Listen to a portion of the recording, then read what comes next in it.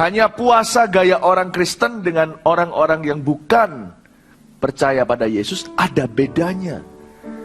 Kelihatannya sama-sama gak makan atau pantang sesuatu, tapi fondasinya tidak sama. Saya ajak kita untuk melihat tentang puasa. Puasa ini penting sekali. Saya tinggi 184 cm.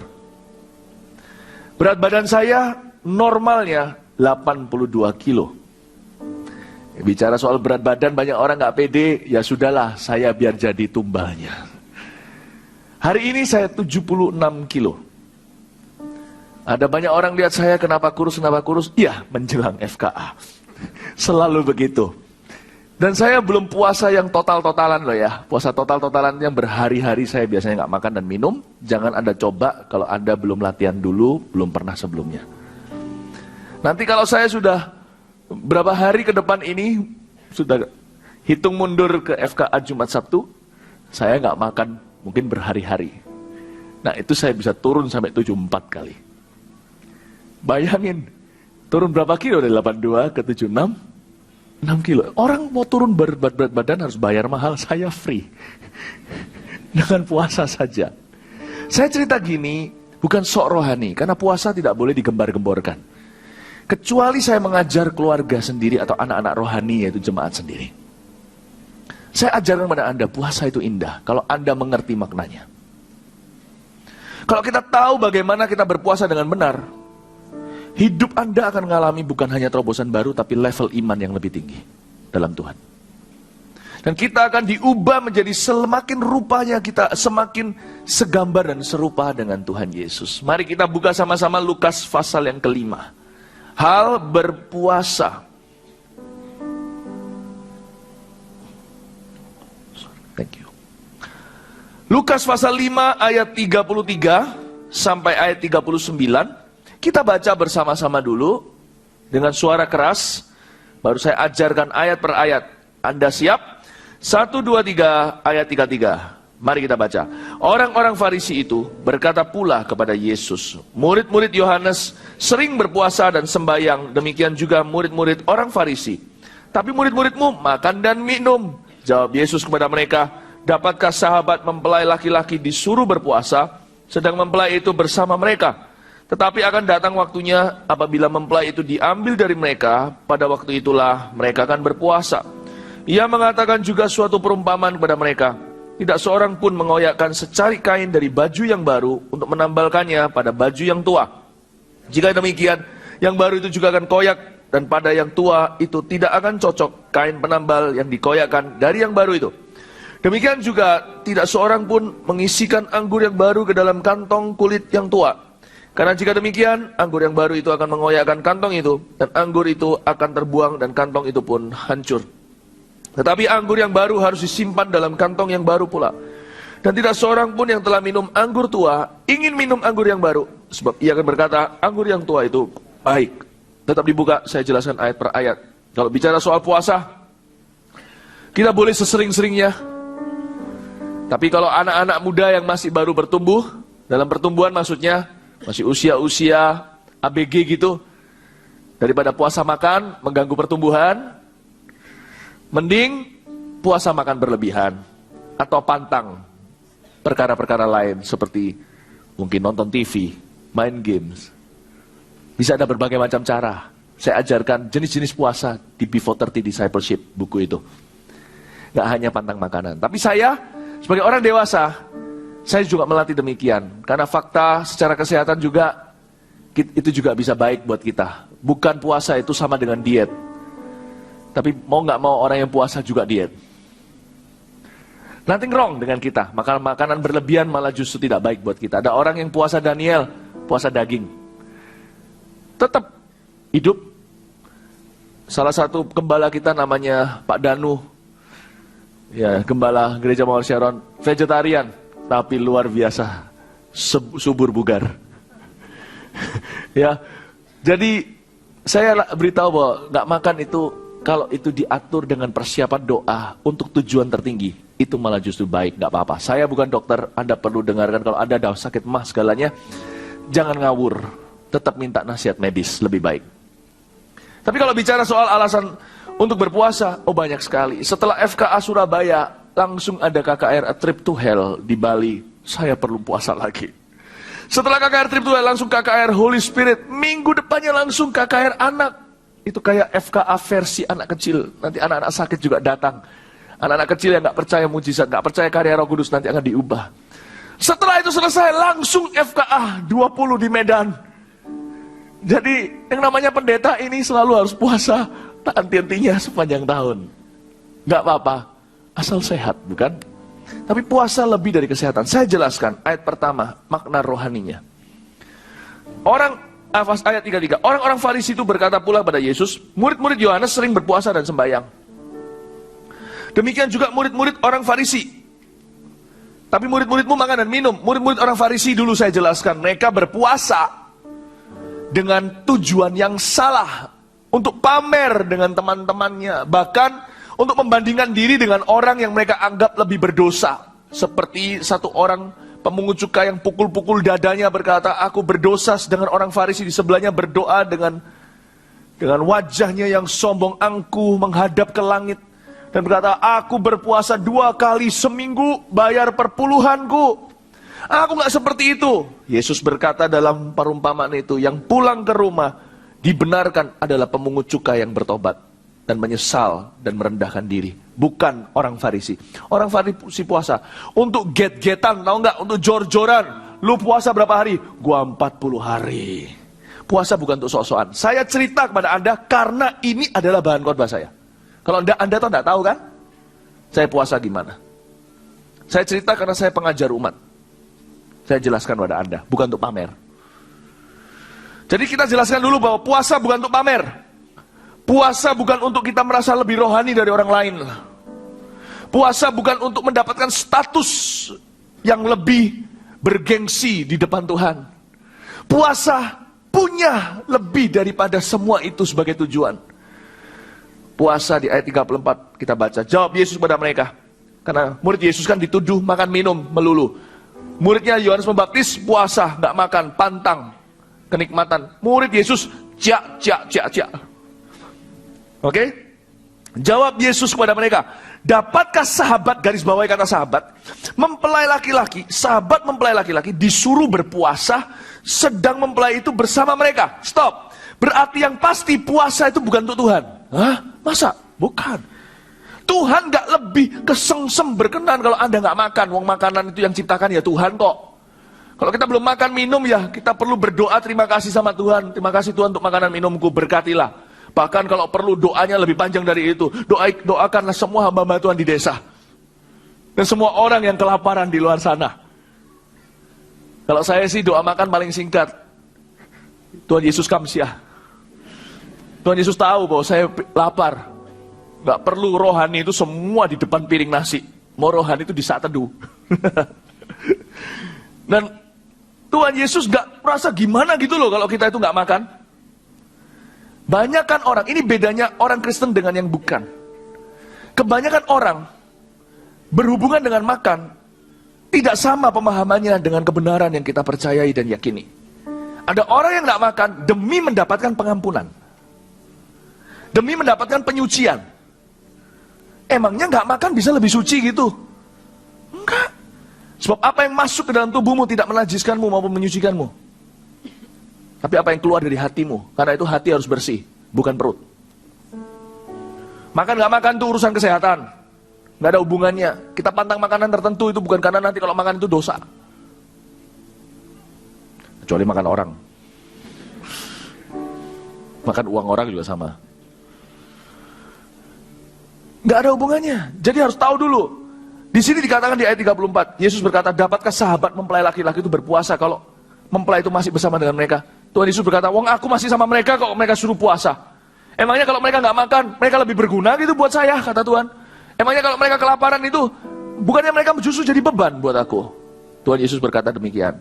Enggak, bukan untuk saya. Bukan untuk saya. Ada orang juga soal makan makanan berhala harus dikasih makanan segala.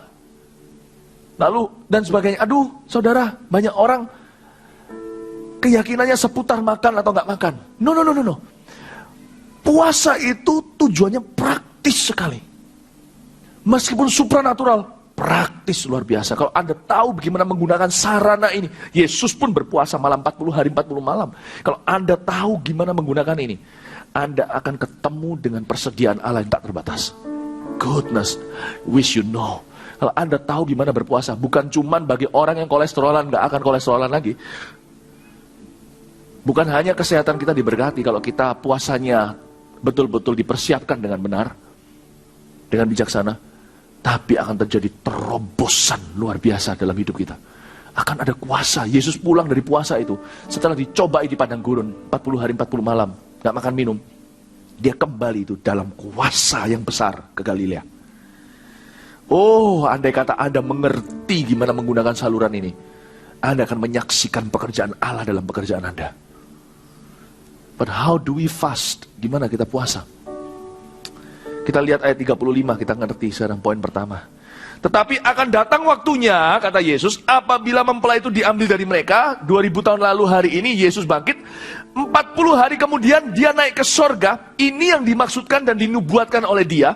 Ketika mempelai itu diambil dari mereka, pada waktu itulah mereka akan berpuasa. Jadi puasa itu bukan untuk Tuhan. Puasa itu untuk orang. Dan selalu orang lain. Kalau Anda mau puasa, tak kasih bocoran secepatnya deh, supaya Anda tidak penasaran. Anda mau puasa, puasalah untuk tetanggamu, sebelah kanan kirimu tuh. Bukan untuk Tuhan. Dengan demikian, Anda menyatukan diri dengan puasa Yesus. Yesus puasa, apakah dia supaya lebih suci? Dia anak Allah, dia gak berdosa. Dia puasa untuk kita. Kalau kita puasa untuk orang lain, kita seperti dia. Nah itu loh jalur persahabatan. Itu jalur persahabatan. Kalau papa sukanya buat kerajinan, kalau papa sukanya buat kerajinan, ya kan, di gudang Anda, kalau sebagai anaknya lama-lama setelah beranjak dewasa lihat papa sukanya itu melulu. Kalau Anda mau dekat dengan papa Anda, lakukan apa yang dia lakukan. Tiru dia, atau barengi dia, sertai dia di Getsemaninya. Anda akan jadi dekat dengan dia. Mama kalau suka masak, siapa mau deketin mama? Coba sekalipun Anda tidak suka, belajar suka apa yang dia suka, yang beliau suka. Ikutlah masak. Nanti lama-lama di dapur bisa dekat dengan ibumu. Mau dekat dengan Tuhan Yesus? Tuhan Yesus itu suka puasa. Untuk kita. Puasalah untuk orang lain. Anda berubah statusnya dari hamba menjadi sahabatnya. Tuhan Yesus bisa lihat, wow, ini hubungan yang kita tidak pernah punya sebelumnya, nak. Kamu selalu minta-minta, tapi hari ini kamu mengerti hatiku. Kamu berada di gudang, di workshop, kamu berada di garasi bersama dengan papa. Wow, aku melihat anakku seolah-olah seperti orang lain hari ini. Anak yang tidak pernah aku kenal. Selama di rumah hanya anak yang meretah, minta-minta. Tapi di sini kita rekan, nak, kita rekan. Ada suatu kebanggaan, hubungan yang baru dengan Tuhan. Karena itu puasa adalah sarana, adalah batu loncatan menjadi sahabat Allah. Tapi kalau puasanya demi kurus, nah itu bukan Yesus. Yesus tuh masih puasa loh sampai hari ini. Dia berkata, aku gak akan minum kembali anggur itu sampai kedatangan kerajaanku. Tahu kan Yesus ketika dia bangkit, dia berkata sama Maria Magdalena, jangan jamah, aku mau pergi kepada Bapa. Lalu dia juga sempat berkata, aku gak akan minum anggur ini lagi. Waktu perjamuan kudus dia berkata, ini terakhir kali aku minum anggur ini, aku gak akan minum lagi sampai kedatanganku yang kedua kali. Luar biasa. Tuhan bukannya suka alkohol, tapi minuman zaman itu di Palestina atau di Israel saat itu, salah satunya anak-anak kecil di sana minumnya adalah anggur-anggur itu. Anggur kana, anggur apa. Yesus berkata, aku gak akan minum ini sampai kedatangan. Aku akan tunggu sampai anak-anak aku satu-satu pulih hidupnya, pernikahannya jadi baik. Aku tunggu sampai bisnis mereka diberkati. Baru suatu hari aku akan pesta, di pesta anak domba Allah, yaitu pestaku nanti. Baru aku minum anggur pesta itu. Dia bukan berbicara tentang anggur dunia. Dia berbicara tentang makanan surgawi kesukaannya. Dia puasain sampai hari ini untuk kita. Karena itu ada ayat yang di Ibrani, dia berdoa senantiasa untuk orang percaya. Di Roma 8 dikatakan Roh Allah tahu apa yang didoakan. Dia berdoa senantiasa untuk orang-orang kudus. Karena itu saudara-saudara, sekalipun makanan diciptakan oleh Tuhan, kita punya pilihan. Saya suka bergabung dengan Tuhan dalam kesengsaraan. Kalau tidak ada penderitaan, saya cari penderitaan itu. Penderitaan badani yang saya sengaja, namanya puasa. namanya puasa. Sekali lagi saya ingatkan, cara prakteknya bagi Anda yang masih pertumbuhan. Masih pertumbuhan ke atas, kalau kita sih sudah pertumbuhannya ke samping. Masih ke atas. Jangan terus gak makan segalanya, nanti mama papa khawatir. Anda masih perlu gizi itu semua. Kalau kita sekarang, metabolismenya udah berubah. Sedikit kebanyakan gizi, udah jadi asam urat. I think fasting is good loh. It's really good. Perut itu gitu, dikasih makan lebih, tambah kepingin banyak. Kalau malam ya, orang mau puasa biasanya gini. Sebelum puasa nih, makan sebanyak-banyaknya. Itu malah justru besok puasanya susah. Iya kan? Tahu kan?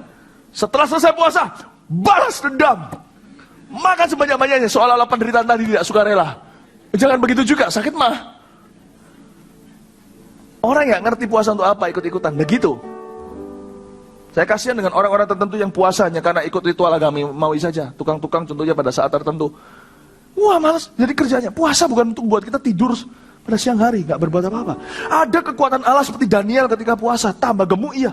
Daniel butuh gemuk waktu itu. Sadrak, Mesak, Abednego juga. Di Babilonia mereka tambah bugar. Mereka kasih makan begitu sayuran, tapi mereka tambah bugar. Luar biasa tambah kuat. Puasa itu tujuannya untuk orang lain. Dikatakan di sini, kalau mempelai itu ada, ngapain puasa? Tapi ketika mempelai itu diambil, nah puasalah.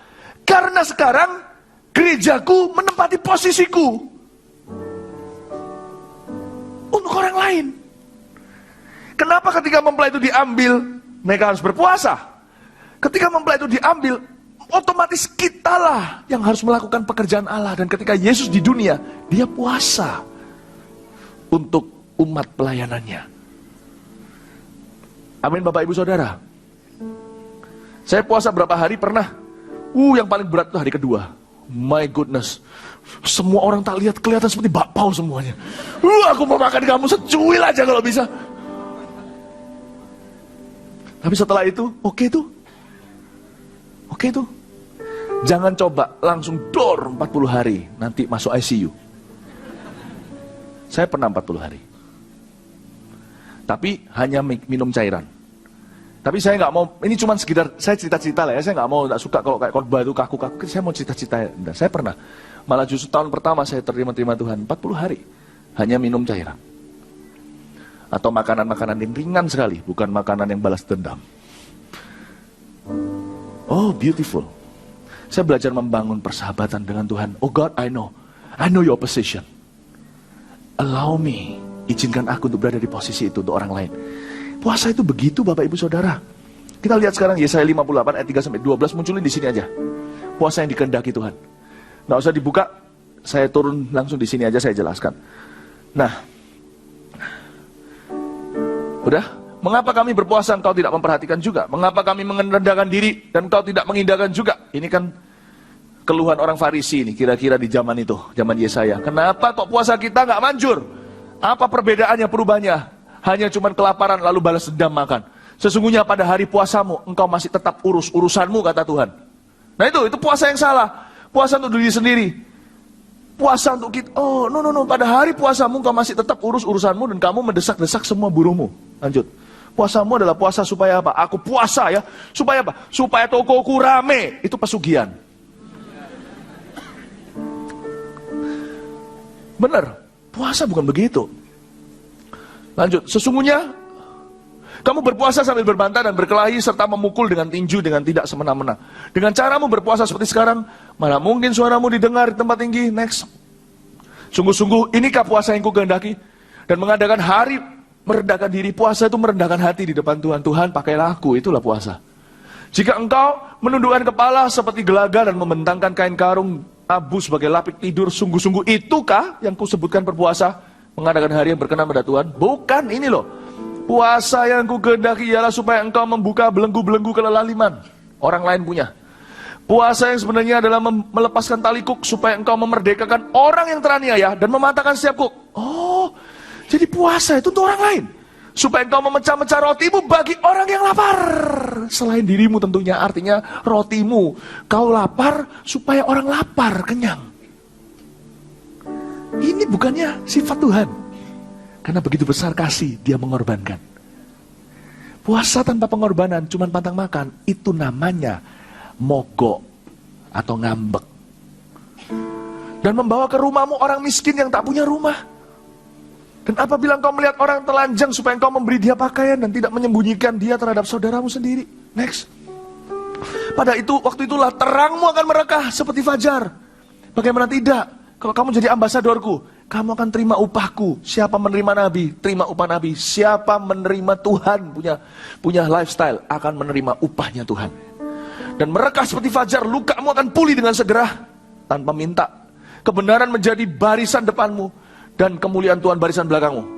Terus sampai ayat 30. Pada waktu itulah engkau akan memanggil dan Tuhan akan menjawab. Engkau akan berteriak minta tolong dan ia akan berkata, ini aku. Apabila engkau tidak lagi mengenakan kuk kepada sesamamu, tidak lagi menunjuk-nunjuk orang dengan jari dan memfitnah. Oh, sorry.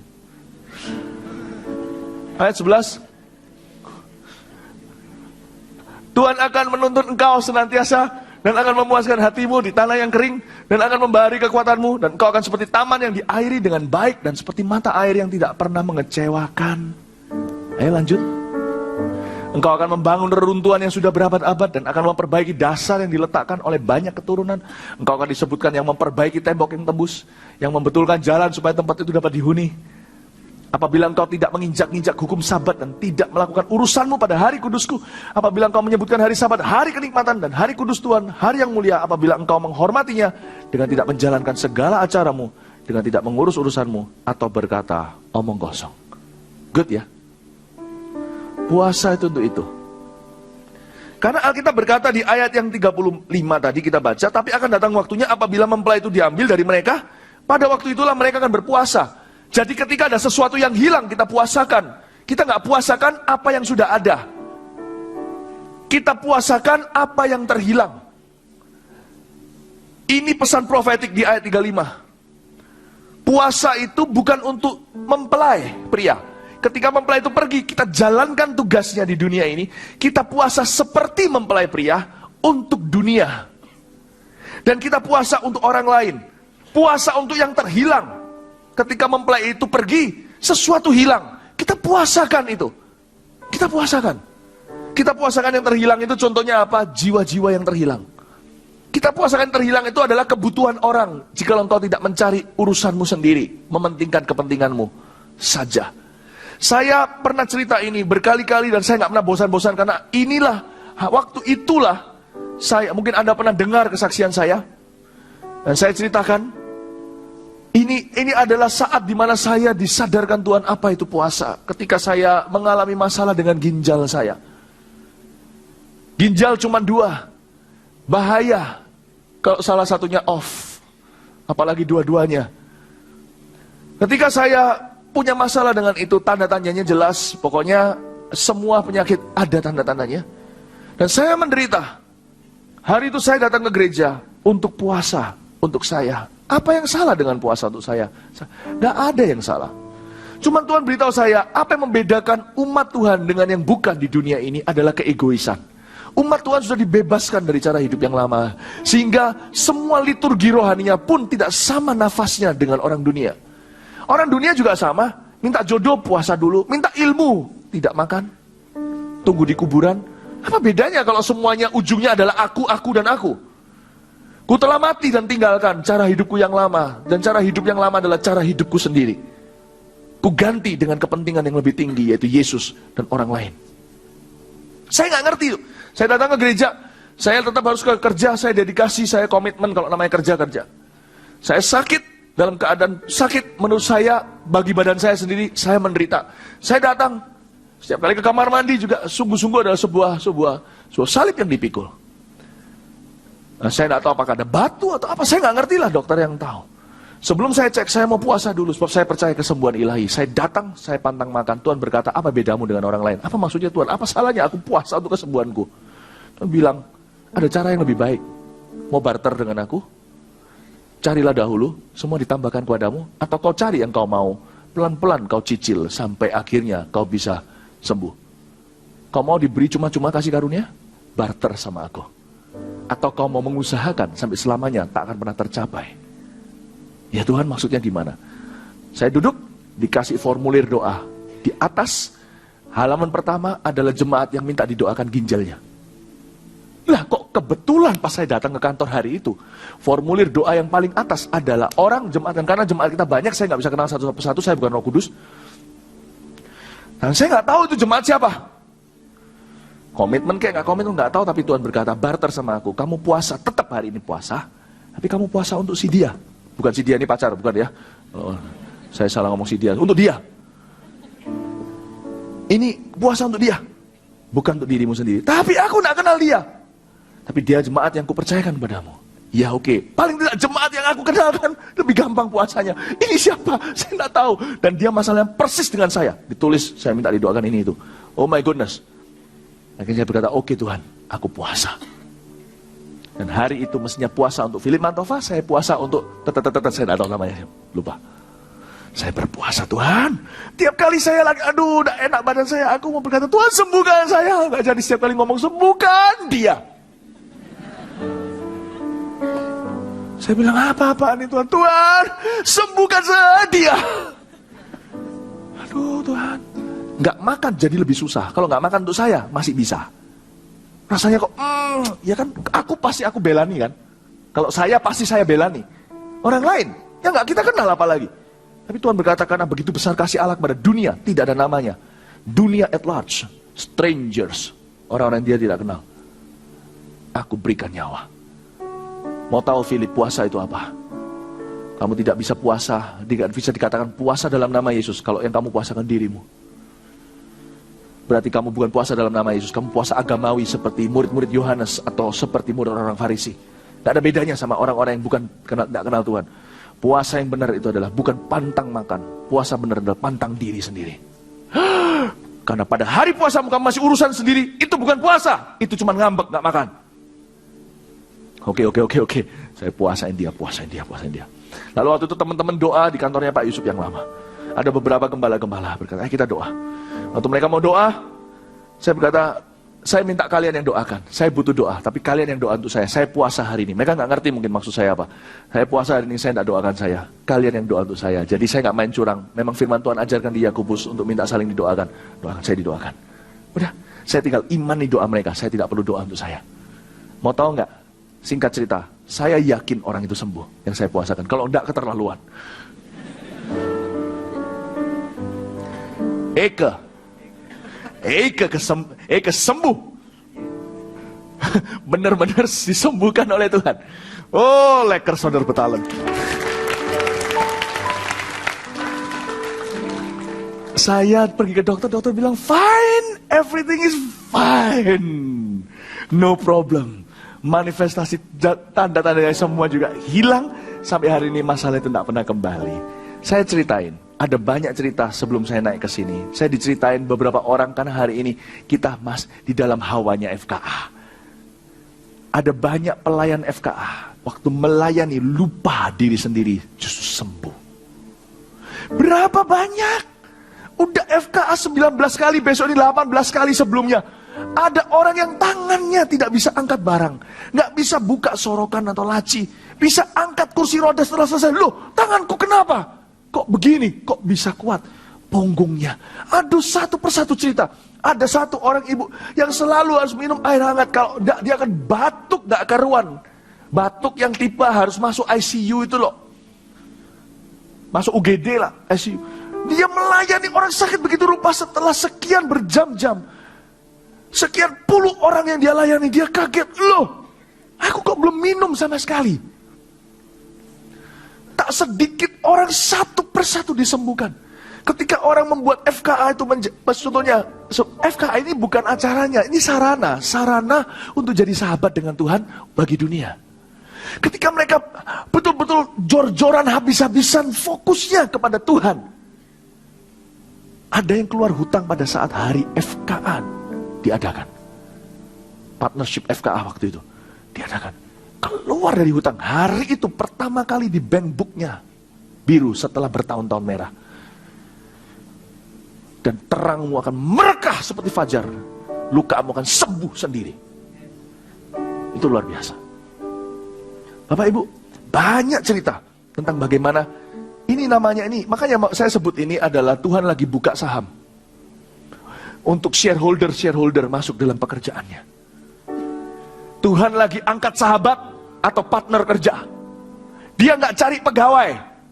Dia nggak cari pegawai bawahan. Dia cari orang yang sehati share dengan dia jadiin shareholder. Masa orang gitu kalau compang-camping Tuhan tinggalkan? Kan nama company-nya sorga yang akan dipermalukan.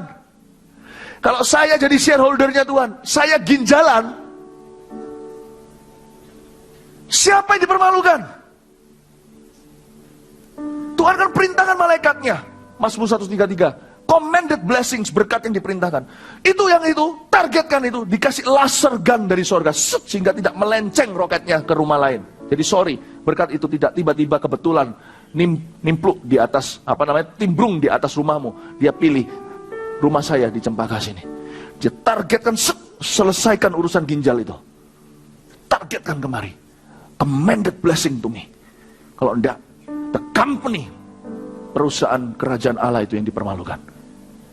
Kalau Anda jadi sahabat, Anda enggak mau jadi hamba lagi. Bukan berarti tidak berarti hamba, jangan salah. Tuhan membuka kesempatan Anda punya urapan seorang sahabat. Kalau bisnis Anda seperti itu sama Tuhan, bisnis Anda menjadi bisnisnya.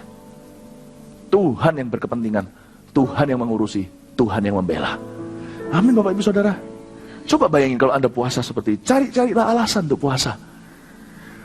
Ya, lihat ini. Kita baca ayat 36. Saya sudah mau selesai. Ia mengatakan juga suatu perumpamaan kepada mereka, tidak seorang pun mengoyakkan secarik kain dari baju yang baru untuk menambalkannya pada baju yang tua. Jika demikian, yang baru itu juga akan koyak, dan pada yang tua itu tidak akan cocok kain penambal yang dikoyakkan dari yang baru itu. Dengan kata lain, kalau mau cocok sama Tuhan, Tuhan itu seperti secarik kain, Tuhan itu seperti baju yang baru. Kita seperti secarik kain, Tuhan seperti baju itu. Kalau Tuhan kita suka puasa untuk orang lain, hendaknya kalau kita puasa juga untuk orang lain, baru cocok. Demikian juga tidak seorang pun, ayat 37, mengisikan anggur yang baru ke dalam kantong kulit yang tua. Karena jika demikian, anggur yang baru itu akan mengoyakkan kantong itu, dan anggur itu akan terbuang, dan kantong itu pun hancur. Kantong baru, anggur baru, dan anggurnya pun harus cocok. Urapan Tuhan bukan urapan egoisme. Urapan Tuhan adalah urapan berkorban. Diberkatilah bisnis-bisnis yang berani berkorban untuk Tuhan. Diberkatilah kehidupan keluarga yang berani berkorban untuk Tuhan. Carilah kerajaanku, akan semuanya ditambahkan kepadamu. Tahukah saya tidak pernah puasakan untuk urapan saya? Urapan saya bertambah ketika saya puasakan untuk hamba Tuhan lain. Saya puasakan untuk anak-anak rohani saya. Kuasa nama Yesus, kuasa kasih-Nya. Saya puasakan untuk gereja-gereja lain. Saya puasa, saya praktekkan targeted fasting. Saya puasakan. Kalau Anda bisnis dalam masalah, saya sarankan, kalau Anda puasa untuk bisnis Anda, tidak ada bedanya Anda dengan orang dunia. Puas, cari, pasti ada di lingkup sekeliling Anda orang yang mirip dengan Anda, lebih terpuruk atau sama. Cari orang-orang itu. Puasakan musuh-musuhmu. Mungkin Anda berkata, susah dilakukan. Cuman itu aja loh harganya, susah dilakukan, itu aja loh. Kalau dilakukan kan Anda tahu khasiatnya. Cari, kalau Anda sekarang kanker stadium 3, cari yang stadium 4. Kalau nggak ada, yang stadium 2 juga bisa diterima. Cari, doain. Anda nggak akan berseru Tuhan sembuhkan orang kanan kiri. Nanti Tuhan akan beritahukan kepada malaikatnya commanded blessing. Itu ya, private property-ku, Tuhan bilang. Itu shareholder-ku. Lah kalau dia menanggung nama PT-ku, tapi compang-camping begitu, yang dipermalukan siapa? Raja CEO-nya PT ini. Aku udah akan izinkan dia terlantar sembarangan. Malaikut. Amin Bapak Ibu, bisa mengerti pahamnya cara Tuhan berpikir. Oh, saya targetkan. Baik itu secara saya puasakan secara company, saya puasakan. Oh, karena itu saya nggak pernah loh puasakan keuangan saya, nggak pernah. Yang saya puasakan terus terang saya nggak mau buka di sini, nanti saya kehilangan pahala. Tapi di antara jemaat satu persatu saya pilih. Giliran saya puasakan keuangan ini, keuangan itu. Orang ini lagi uangnya kecantol, jadi saya puasakan. Saya tidak pernah berkata, Tuhan beri aku uang. Tuhan penuhi saya. Karena sekarang posisinya berbeda. Maaf Tuhan kalau saya bicara kurang ajar. Sekarang posisinya sorga yang perlu aku. Oh, waktu suatu hari di pesawat, sungguh-sungguh puasa sementara. Karena makanan minuman dihentikan, karena goncangan. Goncangan. Orang kanan kiri berdoa sama Tuhannya masing-masing. Ada yang tangannya begini, ada yang tangannya begitu, ada yang begitu, ada yang semuanya. Kertas doa yang catatan doa yang tidak pernah dibaca. Sama dengan cara kita memasang sabuk pengaman kita. Itu dikeluarkan oleh orang-orang karena goncangan hebat. Karena saya sering di pesawat, jadi kadang-kadang terima juga goncangan yang begitu-gitu sekali-kali. Khususnya waktu di atas Brunei Darussalam waktu itu. Goncangnya itu kayak ya, pada waktu seperti itu semua orang berdoa. Saya masih ingat. Saya juga takut. Lah masa nggak takut? Terus terang aja, sekalipun Wong Feong ya ada takutnya. Lalu kalau dijatuhin free fall gitu apa nggak ngeri ya? Oh, orang kalau naik bungee jumping itu pun cuma sok-sokan. Saya dulu kan di Bali waktu kita masih, keluarga saya dan keluarga calon istri saya sekarang, ya waktu kita mau pergi sama-sama berlibur itu kan kita sudah tunangan. Sama-sama kita pergi dua family untuk mendekatkan diri. Wah, pergi sama keluarganya istri saya. Jalan lewat bungee jumping, dasar cowok kan suka membual ya. Gitu aja kok gua berani. Gua ditantang, ayo. Saya sudah tidak bisa telan ludah saya. Nggak, ayo. Padahal saya nggak pernah bungee jumping sebelumnya. Itu gila. Itu orang yang kayak gitu tuh cuman nganggur aja. Saya mau naik, tapi saya berkata, Tuhan tolong aku takut. Saya bukan takut ketinggian. Cuman kalau dicemplungkan kayak gitu ya, mikir lah ya. Kecuali kalau ada tujuan, contohnya kalau di bawah sana ada sesuatu, kalau Anda perlu pertolongan, saya pasti lompat. Apa maksudnya? Ya. Nah, itu saya berdoa, Tuhan tolong saya, Tuhan. Luputkan aku dari cawan ini. Tapi biarlah kehendakku yang jadi kali ini. Jangan. Saya berkata sama istri saya, kamu tetap cinta aku toh kalau aku nggak lompat. Tetap mau menikah dengan aku. Ya oke, nggak usah wis. Hanya laki-laki jangan membual. Wah, ya. Takut. Wedi aku. Itu saya takut di pesawat ya. Tapi Tuhan bilang, kamu mau selamat gak pesawat ini? Nggak mau. Gampang. Buat aku terharu. Aku gak susah kok buat terharu. Aku gak perlu uang. Tuhan itu pejabat paling gampang di lobi. Paling mudah di lobi. Kayak papa sama anaknya. Anaknya gak boleh es krim. Anaknya, wah sekali dapat es krim. Pasti gak dikasih lain kali. Mau buat papa terharu. Gampang, gak usah bayar es krimnya. Gak usah kasih ini, itu. Udah gak usah janji muluk. Mau. Kalau anaknya habis es krimnya, enggak papanya akan mikirkan beli yang baru khusus untuk anak itu. Kalau dia share, pasti papanya lihat, es krimmu mana? Udah tak kasihin semua saudara-saudaraku. Loh kamu? Anakku, papa berjanji, kamu besar, papa bukakan pabrik es krim. Tuhan itu pejabat paling mudah di lobi, gampang sekali. Kalau pejabat, Anda perlu pakai ini. Dulu aja pakai parsel-parsel segalanya dulu. Sekarang kan nggak boleh. Iya, harus begini, harus begitu. Sediain ini, sediain itu. Aduh, banyak mau. Tuhan tuh enggak. Tuhan nggak minta mau banyak. Jangan pentingin diri sendiri. Udah itu aja. Itu sifatku. Kau bisa seperti itu, aku terharu. Berarti kau kenal aku. Gampang kan? Kau mau selamat pesawat ini? Aku bilang, iya Tuhan. Buat aku terharu. Saya tawarkan kanan kiri itu beneran terjadi di atas Brunei, Borneo itu. Can I pray for you? Dengan ketakutan saya berdoa untuk mereka. Saya doa supaya tenang. Saya tidak berkata, Tuhan, seperti semua passengers yang lain, oh selamatkan. Nanti semua kepercayaan berdoa menurut kecepatan masing-masing. Menurut ketakutan masing-masing. Aku beda. Saya di pesawat itu, aku pendeta. Satu-satunya pendeta. Kalau pendeta, podowai sami mawon. Saya beda. Saya tidak tahu ada berapa banyak pendeta di pesawat itu. Kemungkinan cuma saya seorang. Saya harus bersinar terang. Semuanya pakai segala gerakan doa. Saya diam saja. Saya berkata, tidak akan pesawat ini jatuh dengan aku di dalamnya. Kalaupun jatuh, sorry, aku satu-satunya yang selamat.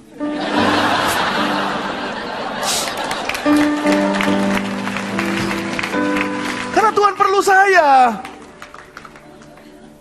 Yang sifatnya gitu jarang. Saya nggak membanggakan diri, saya mau menulari. Jarang. Hollywood pun pernah membuat film seperti itu, A Few Good Men. Only a few. Nggak banyak. Sedikit. Agama banyak di dunia. Pengenalan akan Allah bisa dihitung dengan jari. Kalau aku mati, yang nangis surga. Mengerti maksud saya Bapak Ibu Saudara? Itu namanya percaya diri di dalam Tuhan. Dan itu timbul dari pengorbanan. Dan puasa melatih saya untuk jadi pribadi seperti itu. Bagaimana dengan Anda? Ini yang dimaksud di ayat berikutnya. Anda lihat sekarang. Tetapi anggur yang baru harus disimpan dalam kantong yang baru pula. Dan tidak, oh haleluya 39. Dan tidak seorang pun yang telah minum anggur tua ingin minum anggur yang baru. Sebab ia akan berkata anggur yang tua itu baik. Ketika saya lihat kanan kiri saya orang berdoa dengan kecepatan masing-masing, saya cuma berkata, anggur baru, sekya.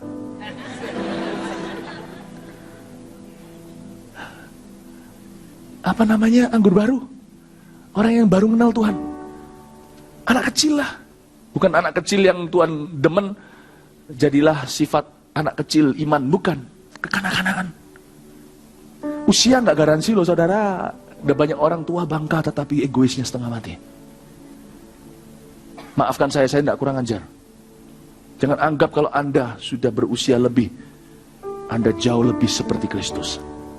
Tentu. Pilihan. Pilihan. Siapa sudah minum anggur tua, bukan anggur lama. Anggur tua itu bicara tentang maturity, kedewasaan. Di mana kita disamakan seperti seolah-olah duduk di sebelah kanan Bapa. Seperti Yesus, dan kita duduk di sebelah kanan kirinya. Kita mengerti hati Bapa karena begitu besar kasih Bapa kepada dunia ini. Anggur tua, bicara tentang maturity, pengorbanan untuk orang lain. Fokusnya bukan pada diri. Yang kayak begitu. Siap yang disebut sebagai sahabat. Buka di sini aja, dimunculin di sini. Yohanes 15 ayat 9 sampai 17. Seperti Bapa telah mengasihi aku, demikianlah juga aku telah mengasihi kamu. Yesus berkata, kayak aku sama Bapa hubungannya, kamu juga harus hubungannya sama aku kayak gitu. Seperti union, perfect union, persatuanku yang tidak terpisah dengan Bapa, persatuanmu dengan aku juga harus begitu, harus mirip. Tinggallah dalam kasihku itu. Kasih seperti apa? Lihat. Jikalau kamu menuruti perintahku, kamu akan tinggal dalam kasihku. Seperti aku menuruti perintah Bapakku dan tinggal dalam kasihnya. Contohlah patron ini. Ayat berikutnya, semua itu kukatakan padamu supaya sukacitaku ada di dalam kamu. Dan sukacitamu menjadi penuh. Inilah perintahku, yaitu supaya kamu saling mengasihi. Seperti aku telah mengasihi kamu. Tidak ada kasih. Ini loh, tinggal dalam kasih kan katanya tadi Bapak bilang apa? Tinggallah dalam kasih. Nah inilah kasih itu. Tidak ada kasih yang lebih besar daripada kasih seorang yang memberikan nyawanya untuk sahabat-sahabatnya. Kamu adalah sahabatku jikalau kamu berbuat apa yang kuperintahkan padamu. Saya ulang lagi, yaitu kasih. Kasih yang memberikan nyawa untuk sahabatnya. Kamu adalah sahabatku jika kamu berbuat apa yang kuperintahkan padamu. Terus, aku tidak menyebut kamu lagi hamba. Sebab hamba gak tahu apa yang diperbuat oleh tuannya. Cuman ngerengek-ngerengek doang. Tapi aku menyebut kamu sahabat. Karena aku telah memberitahukan kepada kamu segala sesuatu yang telah kudengar dari Bapakku. Apa yang saya sampaikan pada Anda, berhenti sebentar di sini. Apa yang didengar oleh Yesus dari Bapa? Sekarang saya dengar dari Yesus, saya sampaikan Anda. Hati Bapa sesungguhnya. Dia ingin sekali seorang udah jadi sahabatnya, gak mau jadi hambanya. Sekali kita mencicip anggur tua, gak mau anggur baru. Aku gak jalan di level itu. Aku jalan di dalam sebuah otoritas yang dunia tidak tahu. Sebuah otoritas keyakinan. Berjalan di atas air. Sekalipun beribu-ribu meter di udara. Aku punya kepercayaan, keyakinan, iman yang tidak tergoyah. Bapakku memandang aku. Di atas aku tidak bisa jatuh. Di bawah aku tidak bisa dibunuh. Di api aku tidak hangus. Di air aku tidak hanyut. Kecuali kalau Bapak yang suruh jangan hanyutkan aku cemplung sendiri ke dalam. Kalau Bapak yang suruh tidak perlu aku dipaksa ke dalam api. Kalau Bapak tidak tolong aku tidak akan menyembahmu Baal. Sadrak, Mesak, Abednego berkata demikian. Tetapi selama Bapak mau aku di sini, tidak ada bisa mencabut aku. keyakinan itu tidak bisa muncul dari sekolah seminari teologi ya. Kebenaran itu muncul dari pengorbanan, dan kebenaran itu bisa menjadi keyakinan di dada lewat puasa yang benar. Mantap. Keberanian yang tidak bisa dipura-pura. Lanjut, ayat 16. Bukan kamu yang milih aku, tapi aku yang pilih kamu, dan aku telah menetapkan kamu supaya kamu pergi dan menghasilkan buah, dan buahmu itu tetap supaya apa yang kamu minta pada Bapa, minta apa saja dalam namaku, diberikannya kepadamu. Inilah perintahku kepadamu, kasihlah seorang akan yang lain. Ingat kasih tadi, tidak ada kasih lebih besar daripada yang menyerahkan nyawanya untuk sahabat-sahabatnya. Siapa minum anggur tua, tidak akan mau anggur baru. Setelah jadi sahabat, tidak mungkin kita ingin lagi jiwa kita hanya sebagai hamba. Kita berjalan dalam pengurapan yang baru. Bapak, Ibu, Saudara, kenapa kita berdoa dan Allah seolah-olah tidak mendengarkan, atau minimal iman kita kok rasanya tidak mantap-mantap juga? Selama kita perhatikan diri sendiri, kita akan selalu tertuduh di hati. Tapi sekali kita mencapai titik di mana aku adalah pilihanmu, bukan aku yang memilihmu, terjadilah kepadaku seturut kehendakmu. Pakailah aku, pakailah bisnisku, pakailah tanganku, pakailah kakiku, pakailah keluargaku, pakailah tubuhku. Ketika itu terjadi, Bapak, Ibu, Saudara, ada sebuah otoritas baru atas apapun yang kau kerjakan di dalam hidup ini. Amin. FKA sudah sedang berdetik, detik-detiknya sudah terasa. FKA bukanlah kesembuhan bagi orang sakit. Tidak pernah saya katakan Festival Kuasa Allah adalah kebaktian kesembuhan ilahi. Festival Kuasa Allah adalah sebuah perjumpaan yang mengubahkan. Inilah kesempatannya untuk Anda bisa puasa. Siapa yang mau puasa dengan saya? Dari 4 kebaktian, saya merasa saya harus bicara puasa di kebaktian 4 ini. Karena saya tahu di sini ada orang-orang yang dipilih Tuhan untuk berpuasa. Saya akan puasa besok lusa, dan sampai FKA. Kalau Anda mau ikut, ayo saya ajak jadi sahabat Allah bersama dengan saya. Puasa jangan untuk diri sendiri. Taruh sebentar kepentingan pribadi. Kita berdoa agar hadirat Allah dinyatakan di FKA. Agar jiwa-jiwa yang haus dan lapar dipuaskan. Agar mereka yang sakit disembuhkan, yang dibelenggu setan dibebaskan. Agar tetangga-tetangga Anda itu mau diajak ke sana. Agar keluarga Anda tidak mengeraskan hati dan mau hadir. Dan akhirnya akan mengalami lawatan Tuhan. Ayo kita doa. Anda punya bisnis, berdoa, Tuhan Yesus, aku belum bisa beri banyak sekarang, gak apa-apa. Tapi Anda bisa berdoa, ya Tuhan, aku berdoa supaya apa yang aku bisa lakukan, aku dukung FKA ini. Aku dukung gerakan Allah. Dengan demikian, Anda lakukan itu, Anda akan menjadi sahabat-sahabatnya. Cari alasan untuk selalu menjadi sahabat. Berhenti memiliki mentalitas hamba dan budak. Berhenti punya mentalitas kekurangan. Kalau aku dapat ini dan itu, kalau aku bisa beli mobil baru setelah itu aku melayanimu. Sudahlah, taruh mobilmu, pergilah dengan mobil itu. Jangan pernah kembali, tunjukkan muka Anda di gereja. Kalau itu adalah iman Anda. Don't take your tithing away. Ambil perpuluhanmu, ambil uangmu, pergi cabut. Jangan kembali. Gereja ini berdiri di atas dasar orang-orang yang berani berkorban sama Tuhan. Yang manja tidak welcome di sini. Ini tempatnya sahabat, kursi terbatas.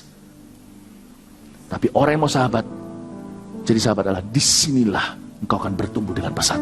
Karena Allah akan melatihmu bagaimana berperang dengan cara surga. Carilah dulu kerajaan surga, segala sesuatu akan ditambahkan kepadamu. Ujilah aku, akan kubuka tingkap-tingkap langit yang tidak pernah kau bayangkan. Tuhan akan bekerja dalam kehidupan jemaat ini. Setelah FKA akan ada terobosan